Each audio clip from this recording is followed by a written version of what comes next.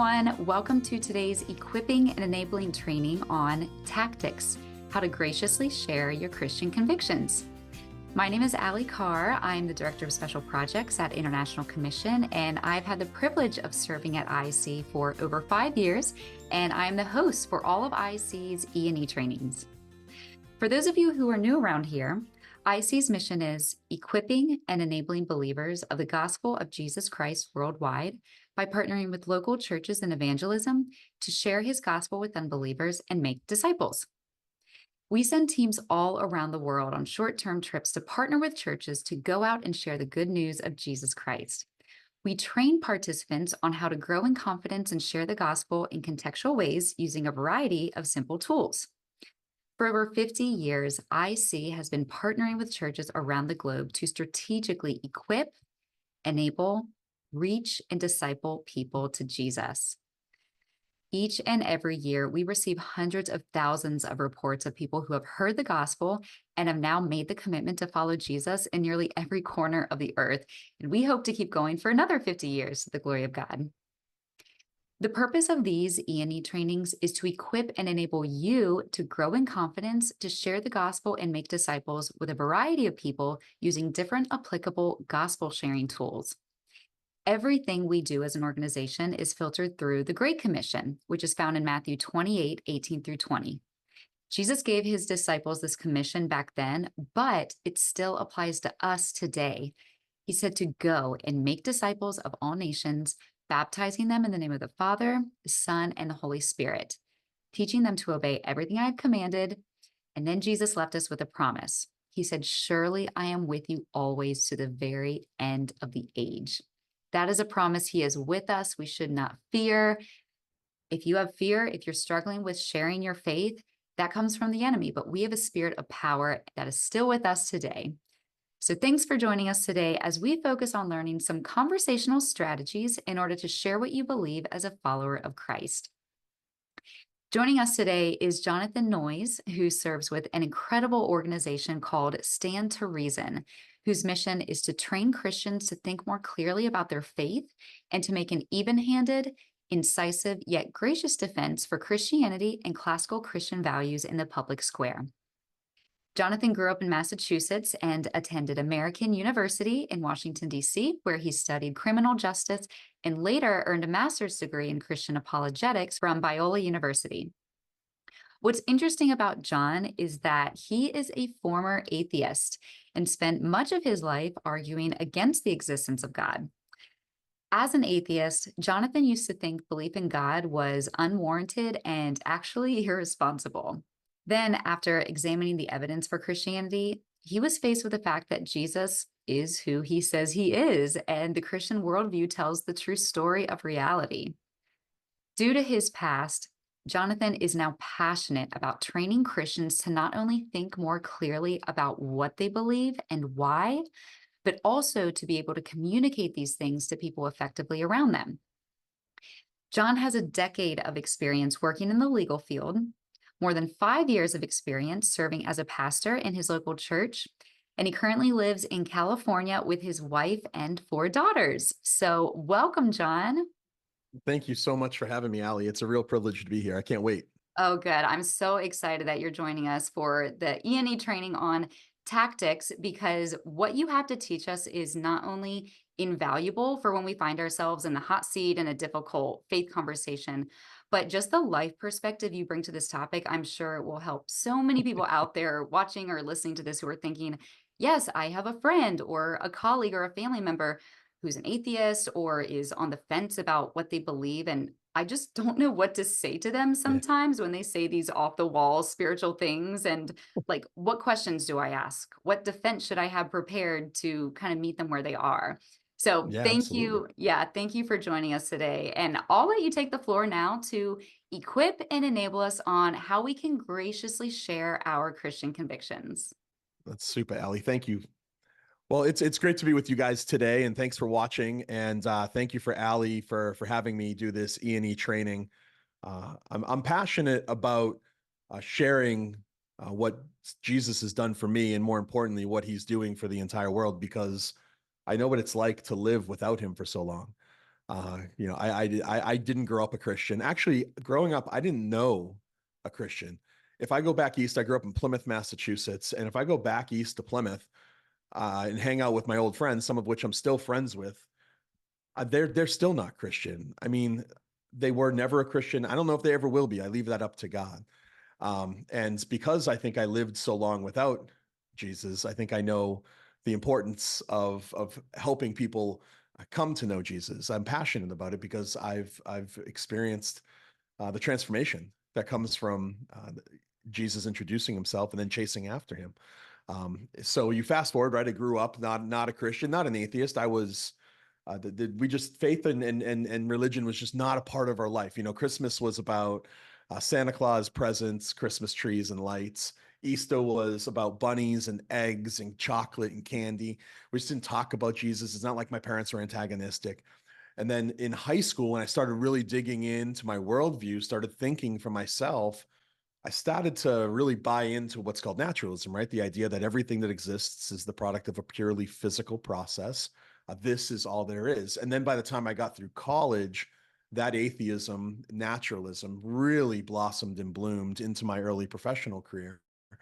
And then in 2005, I ended up moving to Southern California from Washington, D.C., where I was working at a wonderful law firm, an amazing law firm, actually. And I moved out on a whim, kind of. And on my very first night in California in 2005, I met Rihanna, my now wife. My bags were still packed in the back of my sister's car, and she was at a party that my younger sister, had brought me to, and her and I got to know each other. And I obviously, like very obviously, I actually told her I loved her the first night that I met her that night. And she was like sitting right next to her boyfriend, and that caused quite a stir. But like that's the kind of guy I was. I think that's important because I'm bold, and I've always been bold.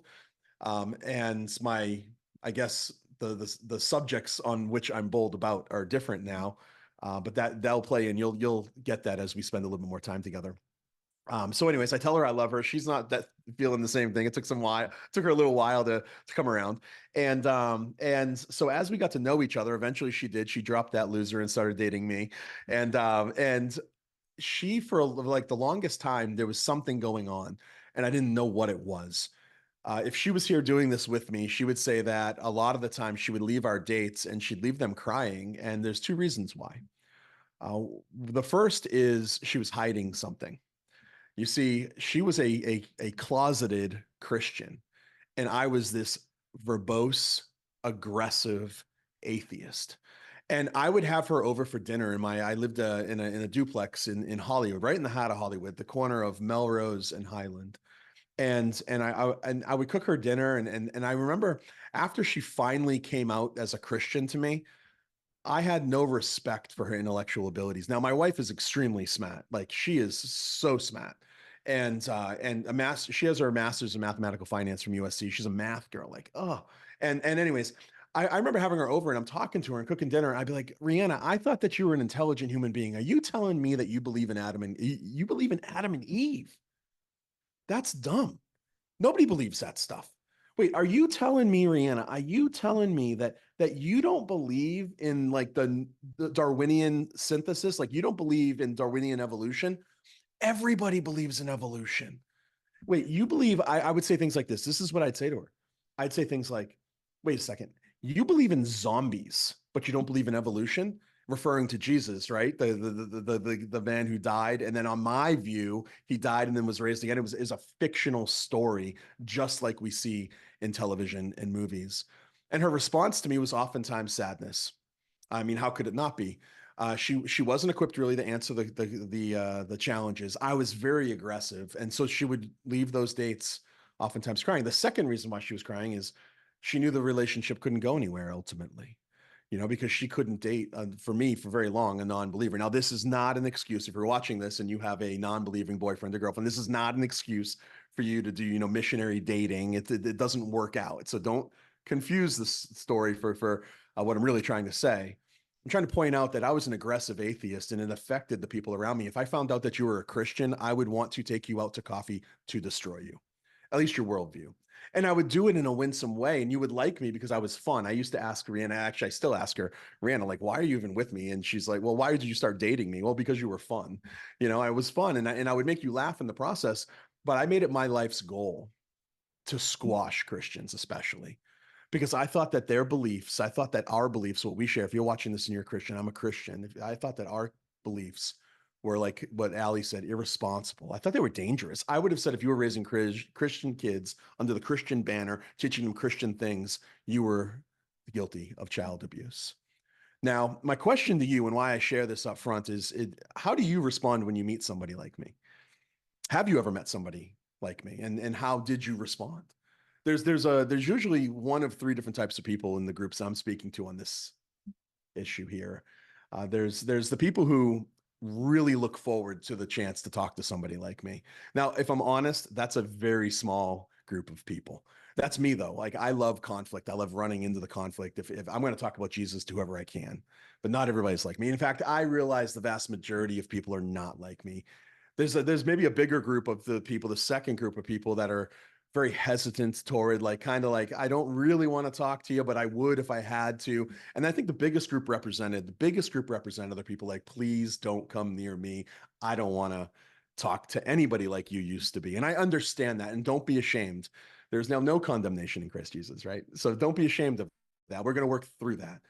The reason that I asked that, and then probably put yourself in a group here, and most of us might be unwilling to share with somebody like I used to be. I think that well, I think we're afraid oftentimes. But why are we afraid? Well, I think there's one of two reasons why we're afraid. I think oftentimes what we do as Christians is the first reason is we put too much pressure on ourselves. Uh, we feel, what do I mean by that? That's a good question. We're going to ask that question later. By putting too much pressure on ourselves, I think oftentimes what we feel like when we engage in a conversation with somebody, we feel like we have to get to the gospel in every conversation. And more than that, we oftentimes feel like I have to get this person saved. And that is a lot of pressure. Why? Because we can't save anything. So it's undue pressure. It's pressure that we can't live up to because we don't save anything, right? It's God who does the saving. So the first point here, if you take nothing more away from this time together, I think that this is valuable here. Take this. You are not responsible for saving anybody. God is. God's going to save whom God saves. We're responsible for what God's given us, and God's responsible for his part. And he never fails. So we can trust on that. And salvation is firmly planted in God's corner. So trust him with it. Now, I think that we're fearful and nervous about sharing because we put too much pressure on ourselves for a good reason. The reason why we put so much pressure on ourselves is because we care, right? I don't know about you, but I have a lot of people in my life who don't know who Jesus is, or they know who Jesus is, but they don't want anything to do with him, even worse. My whole family, my mom, my brother, my sister, all of their families, nieces and nephews, my extended family, my cousins and my uncles and my aunts, none of them know who Jesus is. They don't claim to be a Christian. They don't want to. And the reason why sometimes we put pressure on ourselves and the reason why we want them to be saved so bad is because we care so much about them. So you're starting in the right place. And that brings us to an important principle that's going to be reiterated. As we talk to people, guys, remember that we're talking to people. So we don't want to engage with people just to have an argument or just to win an argument, even worse. We want to understand that every single person is an image bearer of God. And that means that they're of infinite value, worth, and dignity. And that means they're worthy of our time. And that means that God views them in a very special way. They are part of God's special, amazing creation too. So if we put that on at the onset, I think we can have compassion, but don't put too much responsibility on yourself. The second reason why I think we are fearful, and maybe this fear holds us back from sharing with people, is the first, right? That we put too much pressure on ourselves. The second is that we go into it without a game plan. We don't know where the story is going to go. We don't know where the conversation is going to go. And what if somebody asks us something that we have no idea, like, kind of like what Ali alluded to in the intro here? What if somebody asks us a really hard question that we've never thought about? Or what if somebody says something and our response makes us look stupid, or even worse, makes Jesus look stupid? We don't want to do that. And the reason why we're fearful is because we don't have a game plan. So what I'd like to do is I'd like to offer you over the next, I don't know, I got about a half hour left. I'd like to give you guys a game plan.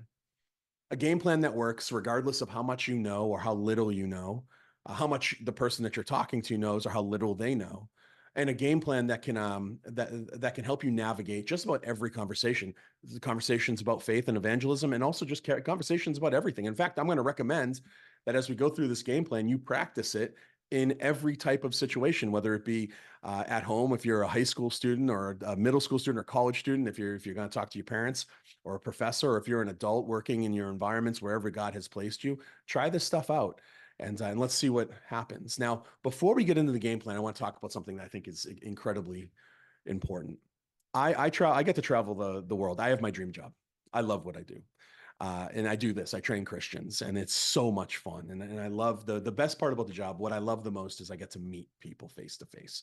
Zoom stuff like we're doing here is difficult for me because all I see is this black little dot and I'm staring into, but I'd like to imagine you guys right now watching this. And the more I get to travel, the more people I get to meet, and the more conferences I get to go. I go to a ton of different conferences, and something has become incredibly clear to me. Like, there's great scholarship, there's great content out there.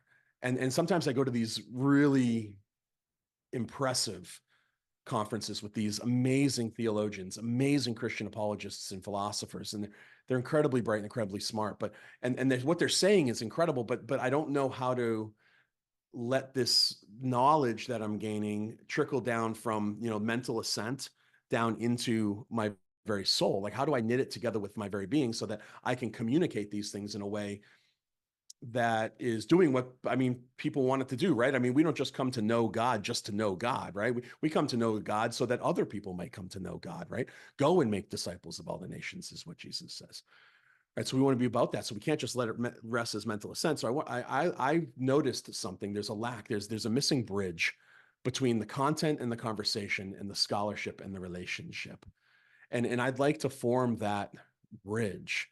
And there's an insight that came to me. This is all through Greg Koukl, my boss and mentor. He wrote a fantastic book. It's called Tactics, and it's what this presentation is based off of. So you can go in deeper if you buy that book, Tactics by Greg Koukl.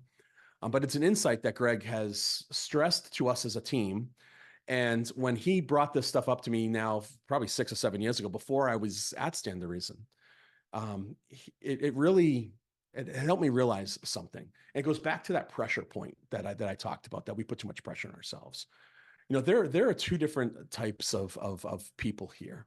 And the reason why there's this missing bridge between the content, the conversation, the scholarship, and the relationship is because we get stuck.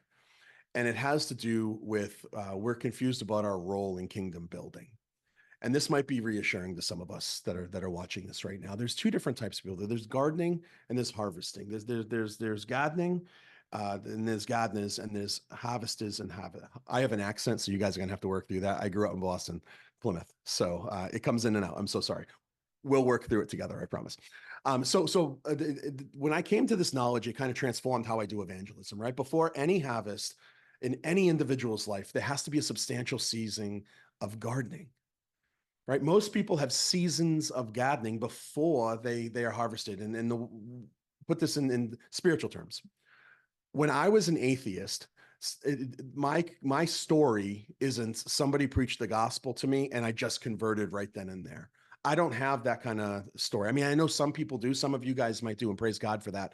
But I think if we were to ask each other our stories, I think what we would see is before we became a Christian, there was a substantial period of time with some relationships coming into our lives and soil being tilled in our lives, questions being asked and answers being given, and substantial wrestling happened before you became a Christian.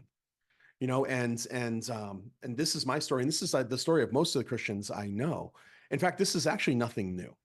Okay, Jesus talks about this in John 4. So in John 4, you guys probably all know the scene, right? Right. Jesus is talking to his disciples, and he says, do they not say, therefore there are 4 months and comes the harvest, right?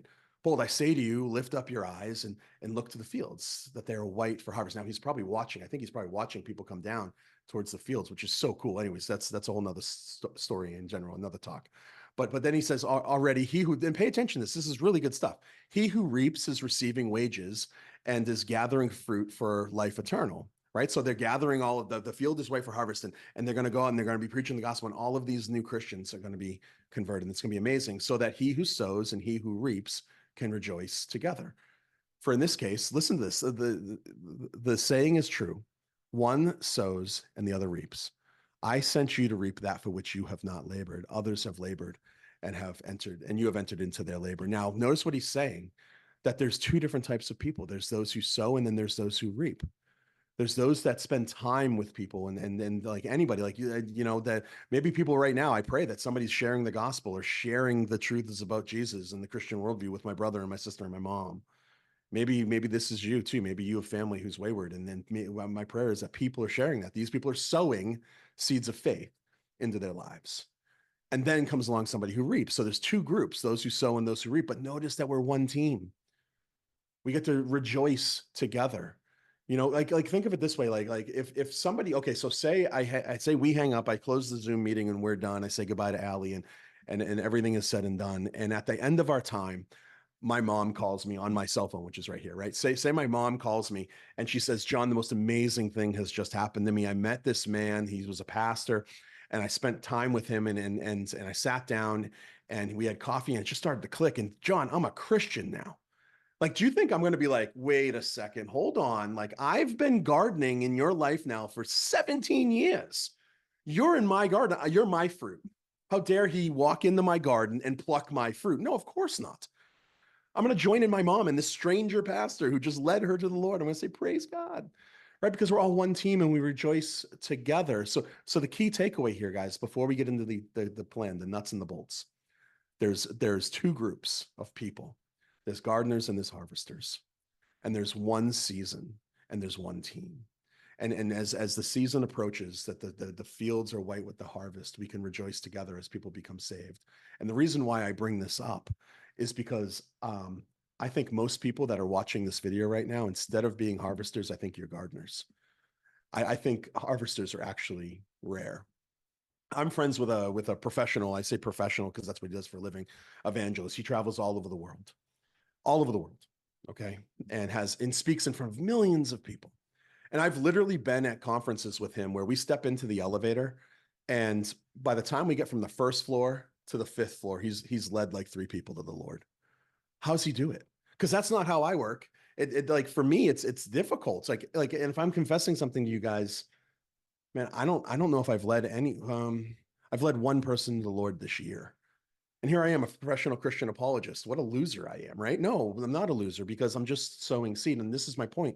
I think a lot of us watching this are gardeners. We just need to be faithful with the position that God has put us and take the pressure off of yourself. Don't try to be something you're not, right? Not everybody can be these major apologists, these major evangelists. Not everybody's going to have, lead 1,000 people to the Lord. We just need to be faithful with God's given us. And I think God has given us, a lot of us, the gift of gardening in people's lives. So be confident that and make the most of any brief opportunity that you might have. So how do we do that? How do we make the most of every opportunity we have? Well, we need that game plan that we talked about so that gardeners can be gardeners and harvesters can be harvesters. So let's talk about that. And that's going to get into the second reason. We just addressed kind of the first reason why I might be fearful, put too much weight on ourselves. Well, maybe that's because you're trying to be a harvester and you're not. It's okay to be a gardener. I do most of the time I do gardening. But now the second reason why we're fearful not to engage with people, and that fear leads us to not want to engage with people, is because we don't have a game plan. So let's look at the game plan. See, my goal is simply to do a little gardening. That's all I want to do. And then at Stand the Reason, we have a saying, we just want to put a stone in someone's shoe. So what we do is we want to just get people thinking about something that maybe in a different way that they haven't ever thought about it in the past. And I don't know if you've ever had a stone in your shoe. I get stones in my shoe often, especially if I'm going to the beach or coming home from the beach. Like, think about it, that feeling that you get, the stone doesn't kill you. It's not like, this is going to kill me. No, it's this annoyance that's in your shoe. You kind of got to sit down. You got to get it out right then and there, but it's not killing you. So what I'm saying is I want you to be annoying, like a stone in somebody's shoe, annoying for the gospel in a good way, of course, annoying for Jesus. No, the goal here is to just get people to think about something important, maybe in a different fashion or a different way than they have before. And how do we do that? Well, that's a good question. How do we initiate a conversation in a way that doesn't seem weird or awkward, or that kind of protects us from getting trapped, or, like I said before, looking foolish or stupid, or even worse, making the gospel or Jesus look stupid. We don't want to do that. How do we engage in a way that keeps us from getting in over our head, or lets us get out graciously if we do get in over our head? Well, that's what the game plan is going to be that we're going to talk about. And the game plan I'm going to share with you has to do with simply asking questions, and we're going to ask some strategic questions that once you memorize and once you practice, it's crazy how easy this is. It's very practical and very easy. Actually, during the presentation, you're going to think to me, John, this isn't going to work. And then you're going to go out and you're going to try it, and you're going to be like, oh my gosh, it works. It's crazy. So how do we defend our faith without being defensive or offensive? Like, we don't want to be offensive either. We don't want to start a fight, because when you're fighting with somebody, nobody wins, right? So this game plan, it's going to allow you to converse with confidence in any situation, no matter how little you know, or how aggressive or knowledgeable the other person is. And then Paul alluded to this game plan in Colossians when he said, let your speech always be with grace, as though seasoned with salt, so that you will know how you should respond to somebody. No, he's saying, let your speech always be with grace. He's saying, be nice. Be nice to people. Seasoned with salt, so that you will know. He's saying there, not only be nice, but be smart. Be smart. And then the third part of it is be tactical. Know how to respond to each person, and not get into a fight, and not argue or be quarrelsome, because nobody wins when we're that way. Me personally, I'm not attacking the people who do this. I think there's people that are talented that do things, but I don't like the the gotcha moments on YouTube or TikTok. Christian destroys atheist. I'm not trying to destroy anybody. I'm trying to share the love of Christ that's been shared with me.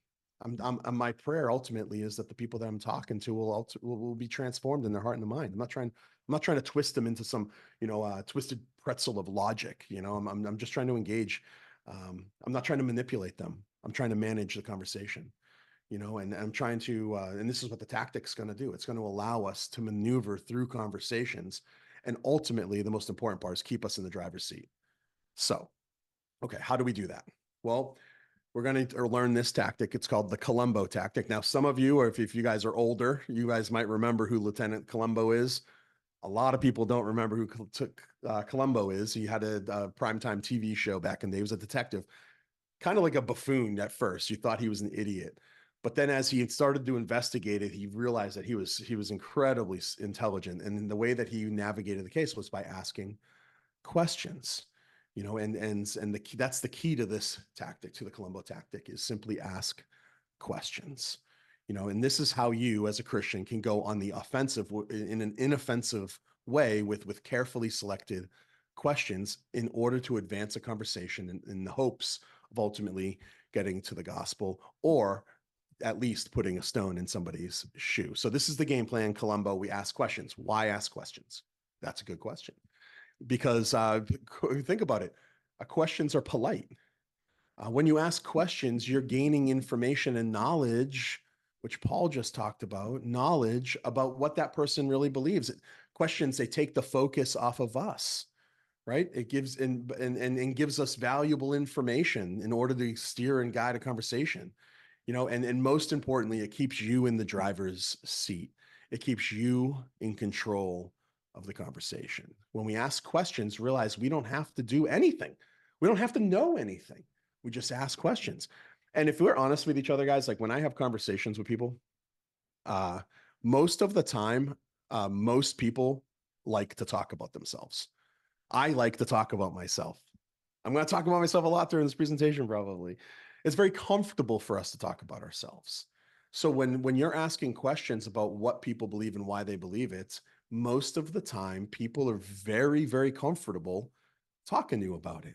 And especially if you can do these things in a way that's conversational, which we're going to get to in a minute. I love Francis Schaeffer. He's a fantastic author. He's gone to be with the Lord now.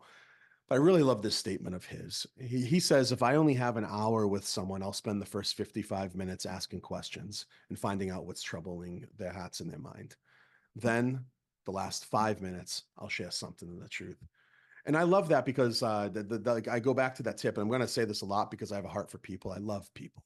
And that's what leads my evangelism, my love for people. And every morning when I wake up, my house is going off. Allie said, I have 4 daughters. Okay. I got a 14-year-old, a 12-year-old, 11-year-old, and a 7-year-old. You guys can be praying for me. Somebody is always crying in my house, and it's usually me in like the fetal position, wondering what in the world has happened because I have no idea. I've never been a girl. And especially now that I've got 14, 12, and 11, they're like doing things. I'm like, what's going on? But the point is my house is always going off and I'm busy. And I get 2 seconds in the morning to offer something up to God before they leave for school. I make their lunches every morning, and then I work from home. And I swing my feet over the edge of my bed and I say, Lord God, this is the day that you've made perfect and right. Thank you for using me, and use me according to your master plan, not mine. And I said, God, and I always say this, I say, God, allow me today to see people as you see them.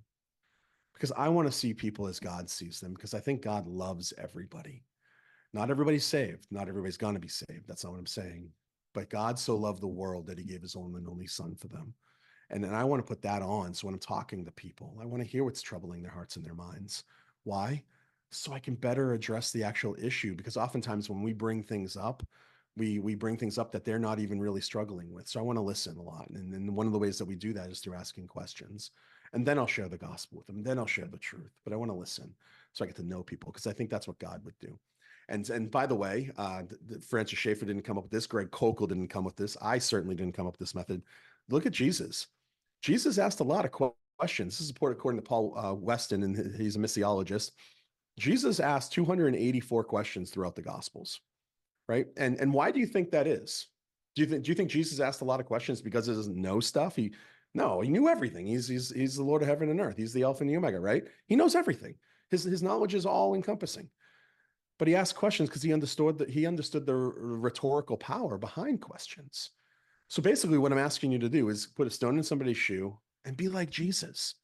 Ask a ton of questions, and use them as a means to get to the truth ultimately. So what are these questions? That's a good question. See, I'm leading with questions, right? So here's the first application of Columbo. How do you gather information? You ask questions, right? A question, it can be a conversational starter that's asked in a casual way. It can help you know how to proceed in a conversation. And questions, they can buy you valuable time. If you don't know something, you can ask another question. And keep in mind, the first step of critical thinking is to always clarify a claim. So when somebody makes a claim, you want to get clarity to it. You want to understand the claim as they understand it. And you're going to ask a specific question. And that specific question is there on the screen. What do you mean by that? Now I'm going to have to trust you because I'm not there with you. But on the count of 3, everybody is going to repeat this question. If you're there by yourself, don't be embarrassed. Nobody can see you. If you're in a group, don't be embarrassed because everybody else is going to do it. But we need to learn these questions. So what do you mean by that? On the count of 3, everybody repeat, what do you mean by that? You ready? 1, 2, 3. What do you mean by that? What do you mean by that? This is our first question. I think that you can probably memorize it. You guys probably have, what did you mean by that, already memorized in your mind now. Notice that this is a clarification question. You're finding out what this person believes. You're asking more about what they're saying. And it doesn't have to sound just like, what do you mean by that? It could be, I'd like to know more about your thoughts on what you just said, or can you explain what you mean by what you just said, or what's that mean for you? You can ask, or you could ask, could you define that for me if they're using a word that you don't understand, or maybe you want to make sure that you're operating on a shared definition of a term, like love, for example. Our culture defines love differently than the Bible defines love. So if somebody mentions love, you could say, well, hold on. Well, it's the loving thing to do. Somebody could say about X, Y, or Z. And you could say, well, what do you mean by love?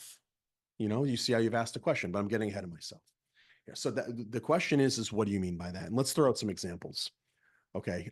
For example, okay, this one here. I used to say, there is no God. There is no God. What's a question that you could ask? Well, you could ask this. What do you mean by God? Because a lot of people have a lot of different understandings of God, and you might actually find that the person you're talking to doesn't believe in the same God you don't believe in. For example, when I was an atheist, when I said I don't believe in God, I had a certain picture in my mind about who God was. I would have said, yeah, I don't believe in that sky daddy that's waiting for you to mess up so he can throw lightning bolts and punish you. Whoa, I don't believe in him. That's not the God I believe in, you know. So there we go. We find common ground. We don't believe in the same false God, you know. But do you think it's important to understand when somebody says they don't believe in God, what their ideas about God are? Of course it is. You know, so just what do you mean by that? Or how about this statement? I'm an atheist. I'm an atheist. What's a question you could ask? Well, what do you mean by that? Sure. But what you could also ask the question, what do you mean by atheist? Don't assume that the person understands what they mean by that either. You know, let them squirm a little. Let them offer you what they really believe. You don't need to fill in the blanks. They need to fill in the blanks because there's different types of atheists. For example, there are atheists that believe in the soul, right? Do you think it'd be important for us to know if somebody says I'm an atheist and they believe in an immaterial aspect of ourselves? Of course.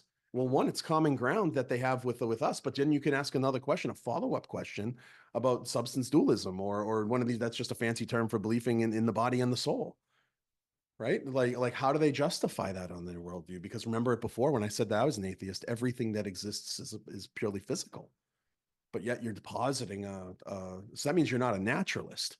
But it'd be important to know that. What do you mean by atheist? You know, or how about this one? Everything's relative. I love it when people say this because it's a great opportunity. What do you mean by that? You can ask. What do you mean by relative?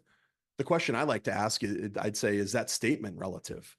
Right? Because the person who says everything is relative believes that there's no factual truths. There's no actual truth claims out there. It's all just a matter of personal preference. It's all subjective. Every claim is about what you think about something.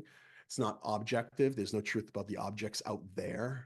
It's all about feelings and cultural conventions and what's taboo or not. So if somebody says everything's relative, you could ask the question, is that statement relative?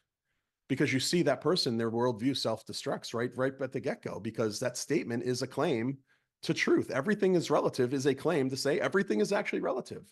So you could ask a question, and right then and there, you're causing them to think more deeply about what they believe and why. How about this one? Oh, you're intolerant. I mean, I don't have the time to really go through this, but a great thing to say to this would be, what do you mean by tolerant? You see, our culture, just like with love, has come to appropriate and redefine the word tolerance, right? Tolerance has come to mean, the cultural understanding of tolerance means total acceptance, uh, not just acceptance, but even encouragement now, no matter to what ends, you know, but that's not tolerance.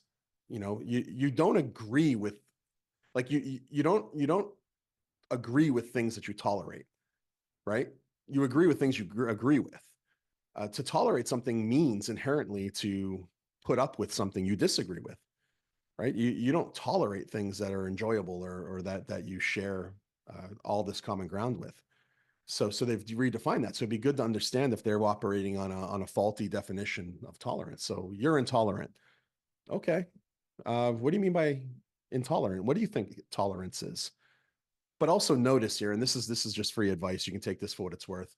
Notice here, when somebody says something like you're intolerant, all they're really doing is calling you a name. So you could respond, well, you're intolerant. Oh yeah, well, you're ugly and your mother knows it. You could respond like that, but no, of course we don't, because we're Christians and we shouldn't respond like that. But oftentimes, to prove a point, you could respond like that. Oh yeah, you're ugly. Okay, now that we've both just called each other a name, can we get back to the conversation at hand? You see what I've done? You know, I've through, you know, just a rhetorical device, just taken the kind of, hopefully lowered the pressure in the conversation, but also shown them that you got to do more than just call me a name. And also, let me remind you, Christian, that we should be the least offendable people on the planet because we got Jesus, right? Jesus gets to say who I am, nobody else. And when we put on that identity, nobody can take that from us. So you can say whatever you want to me. You can call me whatever name you want. And I'm going to do my best not to get offended, because I know who I am in the truth of the matter. According to the true story of reality, I'm a son of God. which is really a powerful thing. Anyways, you're intolerant. What do you mean by tolerance? You could point that out. So that's our first question. What do you mean by that? What do you mean by that? Right. And don't be surprised here, guys, if you ask that question, what do you mean by that? And they're completely unable to answer, whoever it is that you're talking to. Because oftentimes people haven't thought about what they mean, especially in today's day the day and age, where we're ruled by sound bites and 35-second Instagram posts or TikToks, right? We're taught now today to think in sound bites. So when you ask, what do you mean by that? Don't be expected don't be surprised rather if you hear crickets in response, because and this is true for Christians too. If I'm being honest, oftentimes we haven't thought through what we mean by the words that we say. So ask this question all day long. What do you mean by that? This is the first application of Columbo. Do you guys see how easy it is? It's really simple. I told you guys at the beginning, you're going to think I'm crazy. This is not going to work. It is going to work. Just try it out. Ask it all day long. Ask it every day. And if there's any ambiguity or you don't know what somebody means, instead of rushing in with your own thoughts about it, ask them what they mean about it. What do you mean by that? Ask more questions and then have them spell it out for you. It's a powerful thing. It's a really powerful thing. And notice that just one question. Notice what we've done. Just asking that one question, what do you mean by that? You've engaged the person where they're at. You've shown a genuine interest in the person. This is a really important point. Just like I want to see people as God sees them, the point behind that is that if you're not interested in having a conversation with somebody, don't have a conversation with them. It's okay. But if you're going to talk to somebody, be genuinely interested in them. Show them interest. And one way that we do that is by asking questions. Notice we also have caused this person to think. Hopefully that's that stone in the shoe, hopefully in a way that they've never thought before. You're driving them deeper into what they believe. You're asking them now to describe what they believe. And notice that there's no pressure. There is absolutely no pressure on you right now. You've offered no information. All you've done is ask questions. What do you mean by that? Piece of cake, right? Okay, let's move to the second question and then we'll wrap up here. Before we see the second question, I want to talk to you about something called burden of proof. Now, most of you guys probably understand this. I'm from the legal world, so this is a pretty big deal. The burden of proof, it's a generally accepted principle, right? There's two parts to any argument, right? There's the claim, and then there's the evidence. And and the person that is responsible for supplying the evidence is the one who made the claim. That's the burden of proof. If you make a claim, you have the burden then to prove that claim. And this next question, it makes the person that we're talking to defend their own views. They need to have more than a good imagination. They need to have reasons why they believe what they believe. So the first question gets to the question, what they believe. The second question now is, why do they believe it? Give me evidence. Where's the evidence? Show me the evidence. And this is actually the number one issue I see happening out there in the world today with Christians especially. We rush in to conversations and assume a burden that's not our own.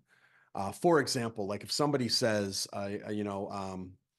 like you believe in the misogynistic, evil God because of what he did to the Canaanites. Okay, well, I would start off by asking, well, flesh that out for me. What do you mean? And oftentimes what I see is instead of fleshing it out, what we do is I'm pointing the fingers back at me, right? I would rush in with a justification. Oh, well, you don't understand Canaanite culture. If you did, you'd understand that it isn't genocide because God doesn't commit genocide, because God is all just and he's holy and he's just judging people for their sin, just like he's going to judge everybody for their sin. So ultimately that same judgment, I'm going to try to offer all these apologetic answers for it. But notice, I don't need to at this point, because all this person has done is made a claim. They have the burden of proof now to explain why they believe what they believe. And that's what this next question gets at. Do you know why you believe what you believe? The first one tells us what they believe. The next question, this question here, tells us why they believe it. Show me the evidence. And that question is how did you come to that conclusion? How did you come to that conclusion? Okay, on three. How did you come to that conclusion? You ready? 1, 2, 3. How did you come to that conclusion? See, don't you feel silly? You did it. I know you did it. That's great. No, but how did you come to that conclusion? What do you mean by that? How'd you come to that conclusion? Right. And this is actually the second step in critical thinking. It's to determine the justification for the claim. So this is the key question. You can say things like, it doesn't need to be strictly, how'd you come to that conclusion? It could be, why did you say that? Or why do you say that? Or what are the reasons that you have for holding that view? Notice this also, asking this question, it assumes the person actually has reasons to come to the conclusions that they've come to. It assumes that you're assuming the best of somebody with this question because you're assuming that they can actually give you the evidence. But I'm telling you, if you ask this question, just like with the first, you might get the sounds of silence. You might just get crickets because, and the Christian is guilty of this too, guys. But oftentimes we might be able to repeat a soundbite. We might know what we mean by certain words, but then we start asking for justification for holding any given belief. And sometimes our views are what, an inch deep and a mile wide, and we want to make that person go deeper. And many people have never thought through their views, and they don't know why they hold them.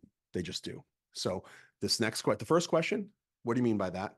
Second question, how'd you come to that conclusion? I also noticed the third part is that this shows why they believe what they believe, something I've already mentioned here. So let's look at some examples before we wrap up. I love this one.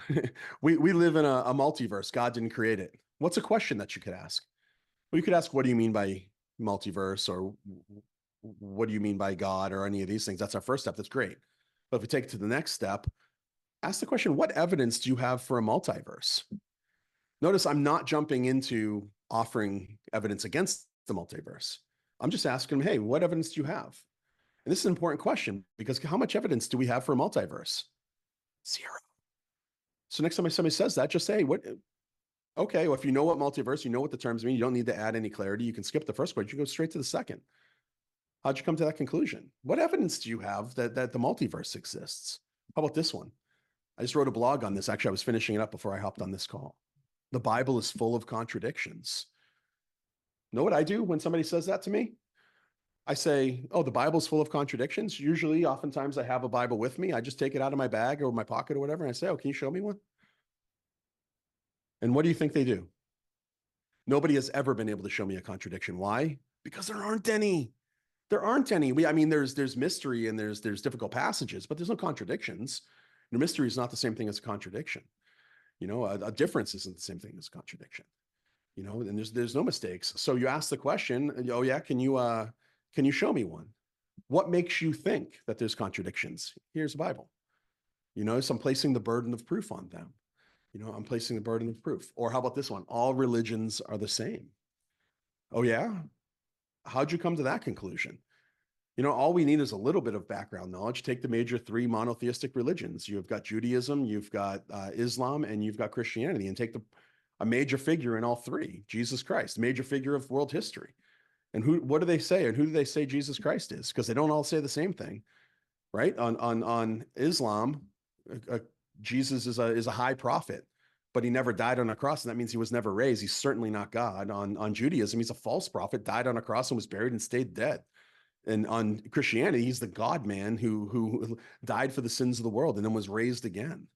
All three of those claims, they can't be true at the same time. They could all be false, sure, but they can't all be true. That means all religions certainly can't be the same. But ask them to explain that to you. How have you come to that conclusion in light of the person of Jesus? What do each major world religion say about that man? So I'm not assuming the burden here. I'm just I'm offering a question. What do you mean by that? How have you come to that conclusion? How have you come to the understanding that all religions are the same? Show me. Prove it. Show me the evidence. Show me the evidence. Now, okay. You might one day get yourself in a hot seat. I call it the hot seat.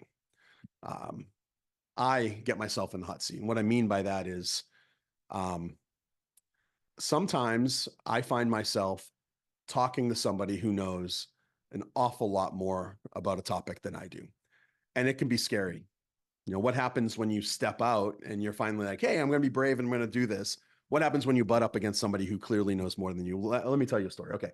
I was in Boston. I was sitting with a friend, and we were talking about something called the Kalam cosmological argument. for the existence of God, right? Fancy name, just it's an argument from where did all the stuff come from? What caused the beginning of the universe? Okay. And I'm completely crushing it in the conversation. I am so proud of myself. I'm glorifying God, yes, but I'm also like, yeah, I know what I'm doing. My apologetics training has come out. This is years ago. This is probably a decade ago, 10 years now. And I'm crushing my audience. I had 3 friends sitting on the floor and I'm just talking informally, crushing it for Jesus. I'm having a good time. And then one of my friends says, hey, John, do you mind if we call a friend in? He lives next door. Do you mind if we call a friend in to talk about this? Because he likes science stuff and he might have something to add.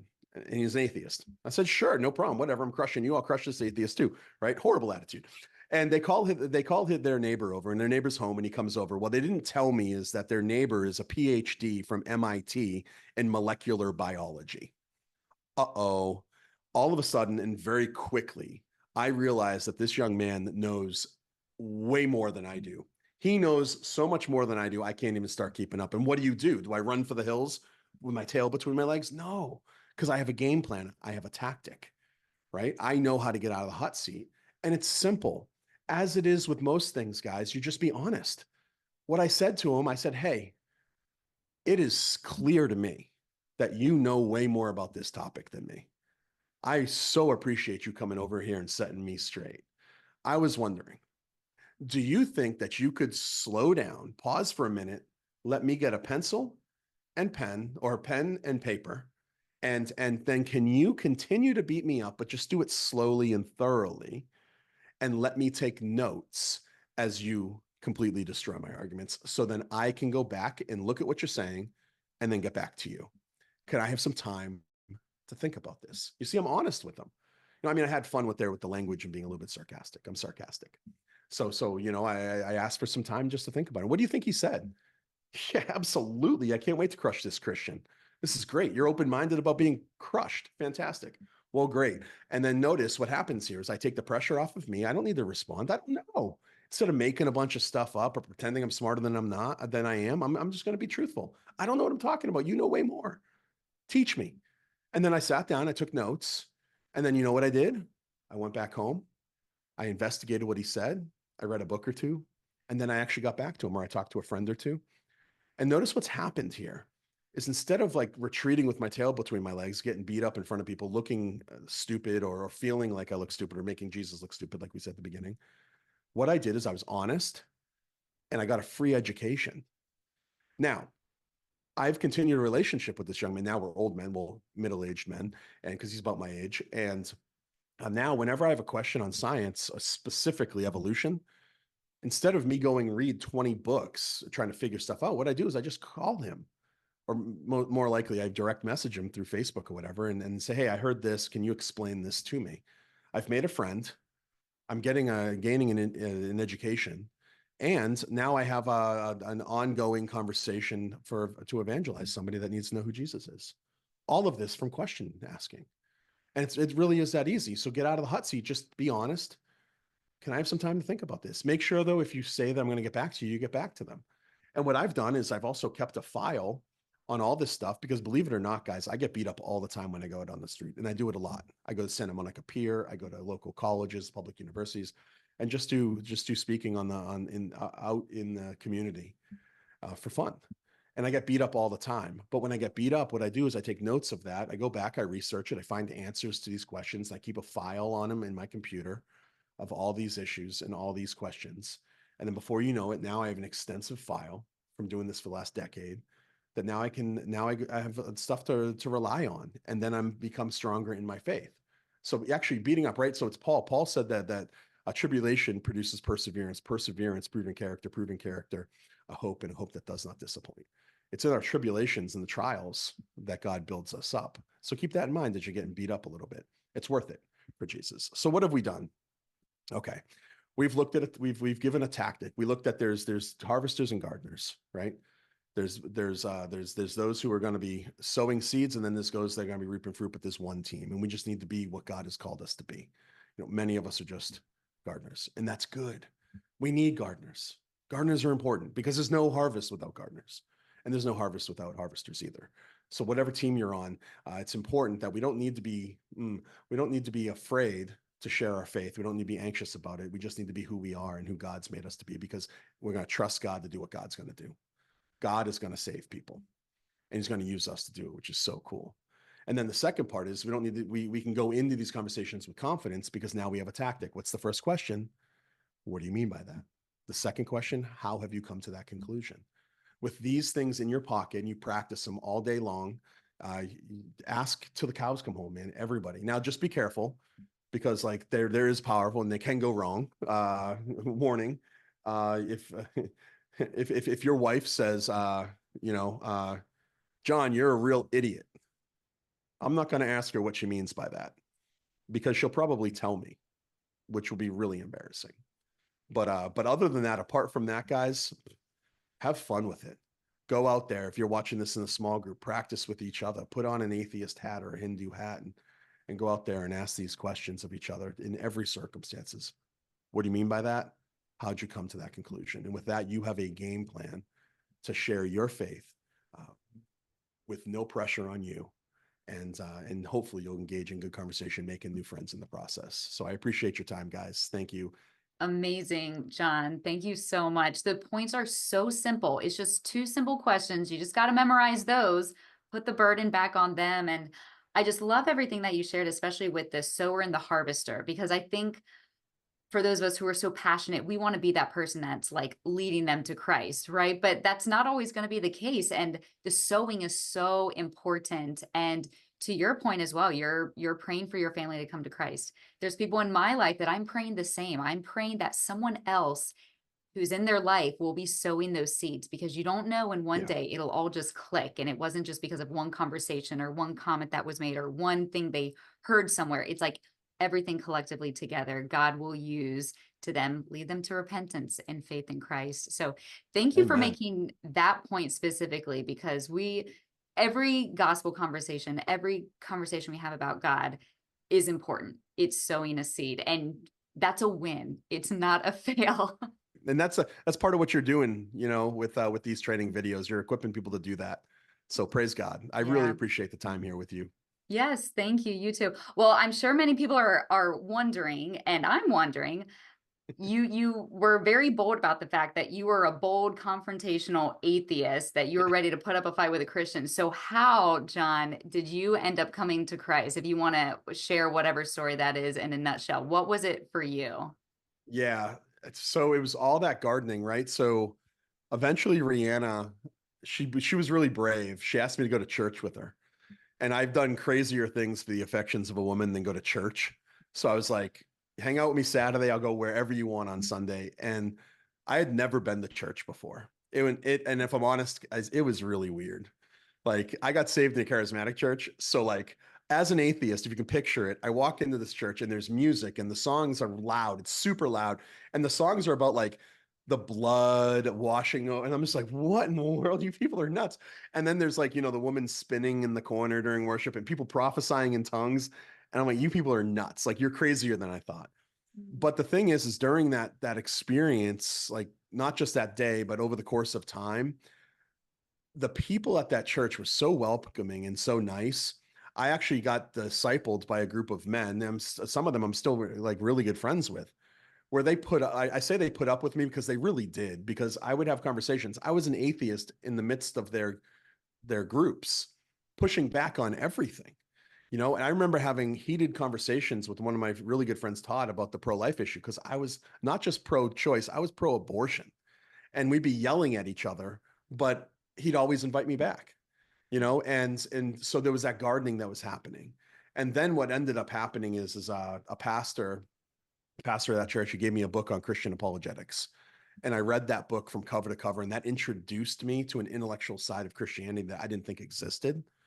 And then around that same time, my future in-laws, they gave me a New Believers Bible, which is like, I still have it. It's upstairs right now, but it's edited by Greg Laurie, NLT translation, like really easy to read and understand. Cornerstones of the Faith, a study Bible. It was so great.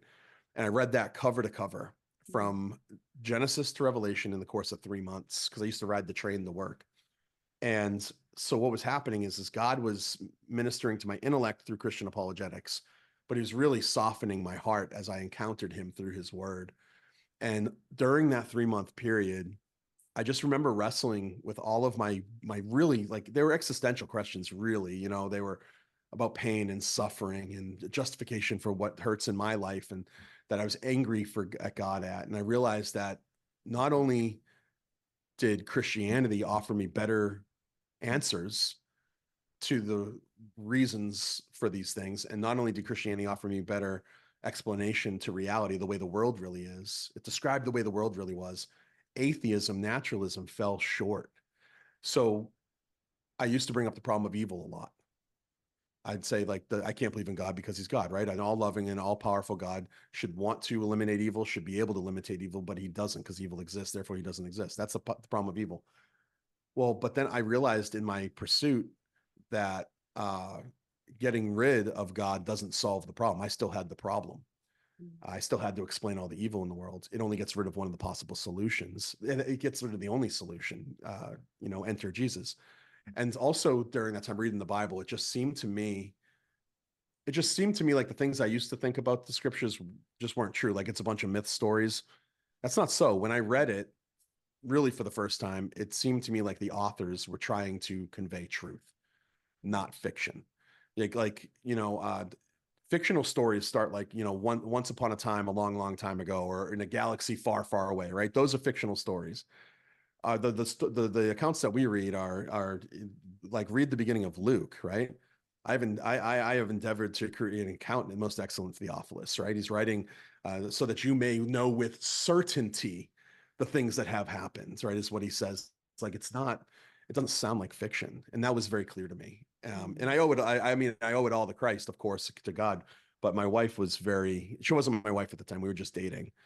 And even this can be an encouragement to those of you who are not apologetics minded. She is not apologetics minded, but she was just faithful. She was brave. She was willing to put up with somebody like me for a time and introduce me to Christ through other people and through good resources. And God was faithful in his part, right? As he saved me, ripped me out of the darkness and into his marvelous light. So that's in a nutshell. But Rihanna's amazing. My wife's incredible. That's great. I mean, that's a great note to end on, is just love, faithful love of believers to those who are different from them, because I get it. It can be scary being face to face with someone who thinks so differently, believes so differently, maybe different personalities, such as you and your wife. But yeah, the bottom line is just being faithful and loving to those around you. And yeah, thanks for sharing your story. I think that'll really speak to a lot of people. And thank you again for your time. This was just an excellent training on how to graciously share your Christian convictions with just 2 questions. What do you mean by that? And how did you come to that conclusion? So thank you, John. It's that easy. If you're new to our ministry or just want to learn more, there are a lot of ways for you to connect with us. We can be found, of course, on Facebook and Instagram. We're always sharing lots of really great stories from the field and testimonies from around the world of how God is at work and how you can join him in it with us through praying, giving, and going. You can also find all of our past E&E trainings on YouTube. You can subscribe so you know when another training is available. We also have a podcast. It's just International Commission Podcast, available for free wherever you listen to podcasts, where you can also listen to our E&E show where we talk about different topics and interview different people. And there, of course, we have all of our past E&E trainings as well. But for now, you have been officially equipped and enabled to share your Christian convictions using a few tactics. And we hope and pray that you will have spiritual conversations and share the gospel with someone you know very, very soon. We'll see you next time.